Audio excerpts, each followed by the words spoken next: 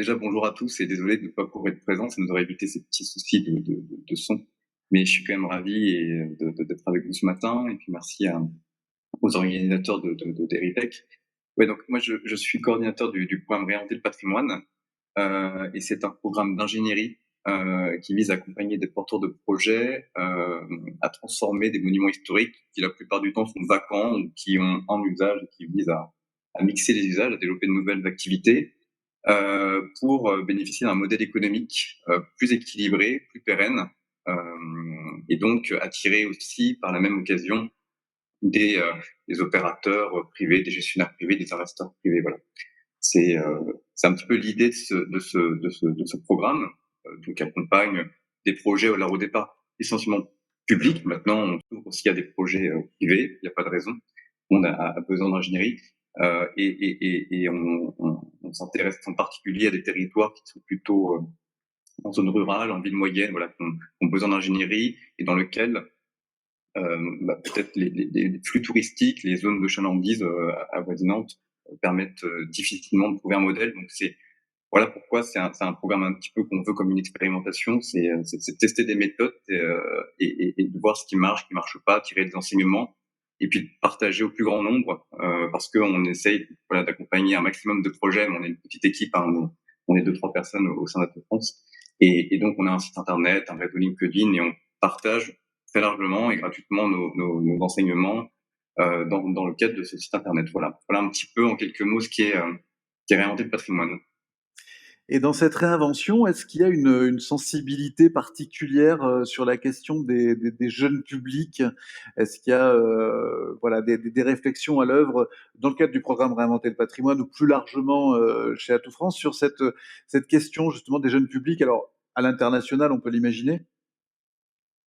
Bah, c'est un peu inhérent, c'est pas le prisme premier, mais mesure où nous, on s'interroge vraiment aux conditions pour faire de ces lieux de patrimoine des lieux de vie, qu'on puisse être en capacité de développer des projets qui attirent des jeunes publics. Donc effectivement, tous des projets qu'on accompagne, bon, suivant le niveau de maturité du projet, voilà, la programmation est déjà décidée, on accompagne vraiment sur des choses plus opérationnelles, des choses de faisabilité, de type on aide les porteurs de projets à définir le montage juridique et financier, vous voyez, donc c'est un petit peu technique. En revanche, je pense à une mission qui va démarrer là, qui a démarré la semaine dernière, et on va vraiment s'y mettre là, pour la citadelle Miolis d'Ajaccio. La citadelle d'Ajaccio, peut-être certains d'entre vous dans la salle connaissent, site absolument magnifique de la ville d'Ajaccio. En fait, c'est la première pierre d'Ajaccio qui a été posée là par les Génois fin du XVe siècle. Et donc, ce site aujourd'hui, il est ouvert de manière temporaire. Alors un petit peu toute l'année, mais aussi avec ce qu'on appelle une activation temporaire, artistique et culturelle, notamment en particulier l'été. Mais notre accompagnement, il vise à définir ce qu'on va y faire de manière pérenne, et puis avec l'objectif que je disais d'un modèle économique. Et donc là, on sait que, et c'est un objectif de la ville, c'est de se demander comment on va attirer les jeunes générations, comment on va faire de ce lieu un lieu de vie qui va vivre le jour, la nuit. Et donc, on va s'intéresser justement aux pratiques culturelles, aux pratiques des jeunes publics. Et donc nécessairement, il va y avoir un croisement entre patrimoine et pratiques culturelles des jeunes, quoi.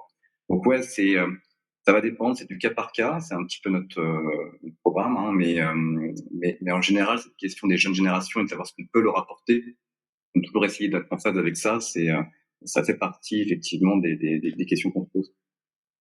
Et en préparant effectivement ce rendez-vous, Eric me disait qu'il y avait une nouvelle étude en cours, en préfiguration chez Atout France sur les questions de patrimoine justement et peut-être de numérique.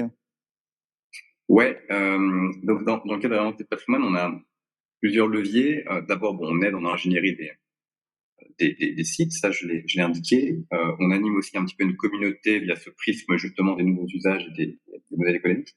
Et puis on a une dernière action qui est en fait de réaliser des actions plus transversales, en fait, qui concernent plus largement que notre vingtaine de lauréats aujourd'hui, qui concernent toute la filière. Et donc, on a des études thématiques. Alors, on en a une un petit peu à côté qui se lance la semaine prochaine sur la question des tiers-lieux en sites patrimoniaux, en partenariat avec le Centre des monuments nationaux, là aussi dans l'optique de voir comment on peut devenir un lieu de vie, au-delà de la visite libre ou guidée. Et Ouais. puis sur le numérique, c'était un sujet qu'on n'abordait pas encore beaucoup jusqu'ici, et toujours par le coup des modèles économiques. on souhaiterait regarder quels sont les modèles économiques des solutions numériques et immersives dans les sites patrimoniaux. Et on fait cette étude-là en partenariat avec l'agence correspondance digitale et un petit groupe d'experts. Et on va regarder, on va dire plusieurs choses. D'abord un peu un panorama général du marché, un petit peu comment ça s'organise dans cette filière. Et ensuite, par l'exemple, par du benchmark, par une quinzaine de sites patrimoniaux, principalement en France, mais un petit peu aussi en Europe, de regarder quels sont les modèles économiques des solutions qui sont développées. On essaye d'avoir un panel assez large parce qu'on ne va pas regarder que des super solutions immersives très coûteuses. On va regarder aussi pour des petits sites ce qui a été mis en place, les raisons, la méthode, ce que ça coûtait en investissement, en exploitation, ce que ça rapporte, et de voir un petit peu comment ces choses s'organisent. Et puis, on aura un dernier volet sur des fiches pratiques, des recommandations pour les porteurs de projets qui souhaitent justement se développer, enfin, se lancer, on va dire, dans ce type de démarche. Et voilà. Et donc, on est très, très heureux de pouvoir lancer cette étude. Elle devrait se terminer au mois de, on va dire, à l'automne prochain. Et donc, je peux pas en dire beaucoup parce elle est en cours, mais ce que je peux dire en revanche, c'est qu'on aura un grand plaisir à venir la présenter avec vous à Eritech. Et donc, le moment venu, en tout cas, on sera très heureux de pouvoir la présenter ici. Bonjour Valère, c'est Eric. Le rendez-vous est pris et on mettra ça en place en fonction du planning de sortie de cette étude. Je peux rappeler, il y a une permanence maintenant d'Eritech tout au long de l'année sur les activités de sensibilisation à travers des webinaires avec nos partenaires et un certain nombre d'actions en fait qui sont mises en place tout au long de l'année. Donc évidemment, on prévoira un temps de restitution et d'échange avec les équipes d'Eritech sur effectivement cette étude que vous êtes en train de conduire en ce moment. On sera ravis. Merci beaucoup Valère, merci de nous avoir accordé de ton temps. Bonjour à Marseille, bonjour à la Bonne Mère, de la part de Notre-Dame qui est juste au-dessus de nous, Notre-Dame du Puy. Et puis à très vite, et Eric l'a dit, voilà, dès que l'étude est sortie, on la partagera, et puis les collectivités et les porteurs de projets peuvent d'ores et déjà se tourner vers Atout France et les publications d'Atout France sur ces sujets-là. Écoutez, salutations partagées. Je souhaite à tous, à tous les participants que je vois là, de fructueux échanges et de belles découvertes. Merci Valère, à très bientôt. Bonne journée. Au revoir. Au revoir.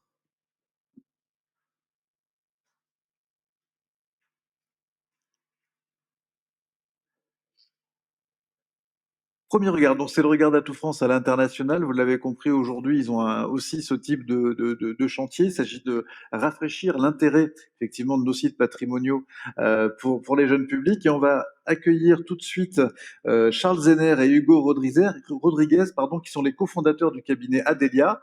Ils viennent pas de très loin, ils sont à Clermont-Ferrand. Charles est avec toi, Hugo, ou venez, Charles. Donc cette question, effectivement, génération patrimoine. Euh, Vous l'avez senti, il y a un certain nombre d'inquiétudes. On se dit, les jeunes s'intéressent à la culture, trois petits points ou pas. Généralement, on pense qu'ils ne s'intéressent pas, le patrimoine encore moins. Euh, vous avez des bonnes nouvelles à nous annoncer? Quelques bonnes nouvelles, bien sûr. Hein. On va pas être totalement négatif. L'idée aussi, c'est d'être optimiste. En tout cas, dans notre manière de faire, c'est, enfin, en tout cas, d'un point de vue plus concret, on a énormément de retours. Nous, bon, je l'expliquerai peut-être un petit peu après, mais on a l'occasion de rencontrer beaucoup de publics, beaucoup de jeunes, notamment. Et effectivement, tout n'est pas noir et tout n'est pas négatif sur ces nouvelles générations, même si la période n'est pas facile pour eux. Voilà. Je vais vous laisser vous présenter, puis après nous faire le retour effectivement des verbatims que vous avez sur ces attentes, à la fois c'est les appétences et les attentes des jeunes vis-à-vis des lieux de patrimoine. Bien sûr. Alors, juste vous avez l'écran de retour là derrière pour vous guider. Hein. Ah, super, parfait. Bon, je les connais par cœur normalement. Cela dit, voilà, nous, effectivement, il y a une petite présentation qui est nécessaire parce qu'on est du coup les deux directeurs associés du cabinet Adélia Conseil. Nous, on est un cabinet donc spécialiste, bon, pour être assez large, des politiques sociales. On produit une expertise à destination des collectivités, donc des mairies, des intercommunalités principalement. On est aussi ouvert aux conseils départementaux sans aucun problème. En tout cas, on a la méthodologie et la force de frappe pour ça. Nous, on réalise des diagnostics de territoire, c'est notre cœur de métier, voilà. Plus principalement autour des questions de politique sociale. Alors, je vais être très bref et très rapide parce que c'est pas forcément le sujet central de notre intervention et du sujet d'aujourd'hui, mais pour être un petit peu plus un petit peu plus précis, on accompagne des collectivités qui souhaitent réaliser des analyses des besoins sociaux. Voilà. On accompagne aussi des collectivités qui souhaitent contractualiser dans le cadre des CTG, les conventions territoriales globales entre la CAF et les collectivités. On réalise aussi des diagnostics enfants-jeunesse et tous ces outils-là, toutes ces missions-là doivent servir les collectivités pour adapter leurs services et pour mieux comprendre les besoins des différents publics. Alors, je vais peut-être plus précisément parler des diagnostics enfance-jeunesse. Nous, c'est notre cœur de métier. Voilà. Déjà parce qu'on est encore un petit peu jeune. Voilà. Quelques cheveux blancs, mais cela dit, on l'est encore un petit peu. Donc effectivement, nous, c'est un public qui nous touche plus particulièrement. On a commencé ainsi, donc les diagnostics enfants-jeunesse, pour être encore plus concret, une collectivité a besoin d'un diagnostic enfant-jeunesse pour mettre en place une action en particulier. Elle fait appel à nous pour qu'on lui en dise un petit peu plus sur les besoins des jeunes. Je vais donner des exemples comme ça, mais effectivement, pour construire, par exemple, une offre culturelle adaptée aux jeunes, elle peut faire appel à nous. Euh, Mettre en place un point ou un bureau information jeunesse, un pige ou un bige, c'est aussi beaucoup d'investissement, des partenariats, une certaine coordination. Il est important de comprendre les besoins des jeunes. Donc nous, on intervient dans ce cadre-là. Et pour être, pour le coup, encore plus précis, on a fait le choix au commencement d'Adélia. On est un jeune cabinet de conseil à l'échelle des cabinets de conseil de faire ce que les autres font un petit peu moins. Voilà, on est un peu plus jeune, un peu plus petit. Donc l'idée, c'est de proposer quelque chose d'un petit peu plus innovant. Donc nous, on va vraiment à la rencontre des publics. On fait le choix de mener des enquêtes de terrain, d'être un petit peu plus précis sur ces sujets-là, d'aller directement à la rencontre. Alors, des jeunes en l'occurrence, mais des moins jeunes également, dans le cadre des analyses des besoins sociaux, dans le cadre des CTG maintenant. On est voilà, on intervient et on agit auprès d'un public extrêmement large. On va directement à leur rencontre pour comprendre leurs besoins. Ça, c'était hyper important. Et donc, avant de se lancer, il fallait qu'on soit, voilà, qu'on se consolide un petit peu en termes de méthodologie et en termes de connaissance des différents publics. C'est pour ça qu'on a mené différentes enquêtes, différentes interviews sur des thématiques extrêmement larges qui couvrent le champ des politiques sociales. Alors, voilà, on a étudié beaucoup de sujets, des modes de garde en matière de petite enfance au sport, en passant par la culture. L'idée pour nous, c'était de bien comprendre déjà, avant même de commencer avec n'importe quelle collectivité, les besoins qui pouvaient ressortir des différents publics que nous étudions au quotidien. Et donc, plus particulièrement sur la sur la culture et le patrimoine, donc ici, avant le Covid, vous aviez analysé effectivement les pratiques et les attentes. C'est ça, tout à fait. Ça donne quoi alors? Ils sont intéressés par ces lieux ou spontanément? Alors, spontanément, oui. Effectivement, quand on pose la question à un jeune, il dit rarement non. Voilà. L'idée ensuite, c'est tout l'intérêt aussi de nos études, c'est de savoir si la pratique ensuite est réelle. Mais elle est réelle. Voilà. Ce dont on se rend compte, alors je précise bien avant le Covid parce que ça a bouleversé un petit peu nos habitudes et les habitudes du public. Et effectivement, avant même le Covid, alors nous on s'est appuyé sur une étude.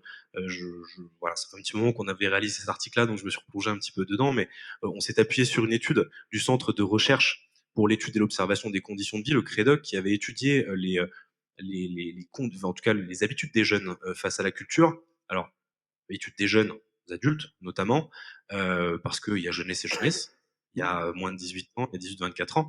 Et effectivement, cette étude mettait bien en perspective quelque chose que l'on a vérifié sur le terrain, c'est-à-dire l'appétence des jeunes vis-à-vis des questions de culture et des questions de patrimoine. Il y avait alors un chiffre de cette étude assez intéressant. Je crois que c'était 41% des jeunes de 18 à 24 ans interrogés avaient déjà visité un édifice religieux. Alors, le chiffre, il est quand même assez fort. Alors qu'on pourrait penser que sur cette tranche d'âge-là, bon, voilà, les édifices religieux, ça intéresse un petit peu moins, ça passionne un petit peu moins. Le chiffre était élevé. Et en fait, ce dont on s'est rendu compte, c'est qu'en interrogeant encore plus précisément certains jeunes par la suite, en faisant, en ayant notre propre avis sur le sujet, effectivement, la pratique est là et la pratique est réelle. Alors, ce qui n'empêche pas l'existence de certains freins quand même et de certaines aspirations. Voilà, les jeunes pratiquent, les jeunes visitent, ça signifie pas nécessairement que tout est parfait. Il y a effectivement des petites zones d'amélioration. On a repéré des petites difficultés. La plus grande difficulté de la part des jeunes, dont on intervient beaucoup en milieu rural, c'est l'accès à l'information.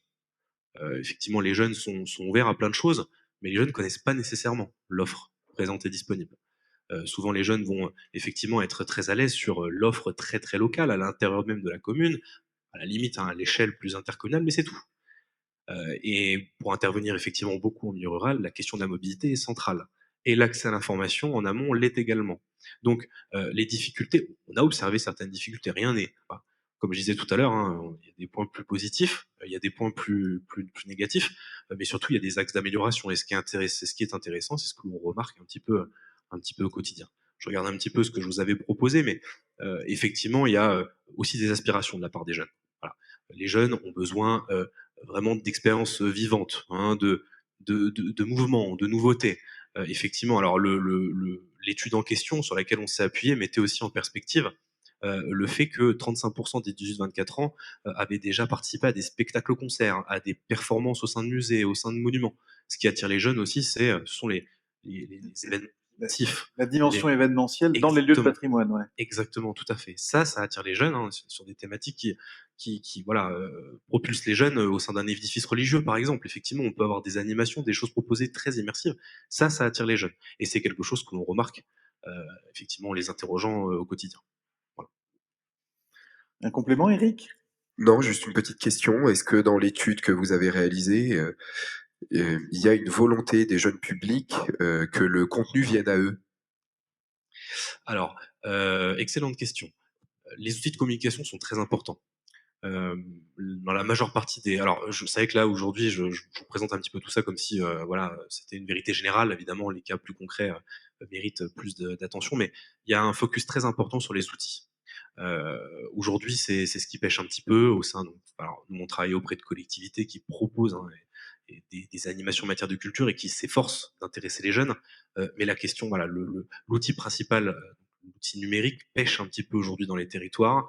Dans certaines communes, effectivement, on en est encore à utiliser massivement Facebook, par exemple. Facebook est déjà très largement dépassé sur le public, ne serait-ce que 18-24 ans, et encore plus sur les publics plus anciens. Donc effectivement, le sujet de... Voilà, il est important aussi que la culture aille jusqu'aux jeunes, et c'est une difficulté majeure qu'on observe. Voilà.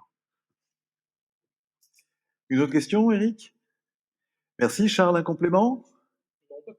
Pas mieux? Super. Merci à tous les deux. Merci à vous. Merci à tous les trois. Je vous invite à regagner vos places.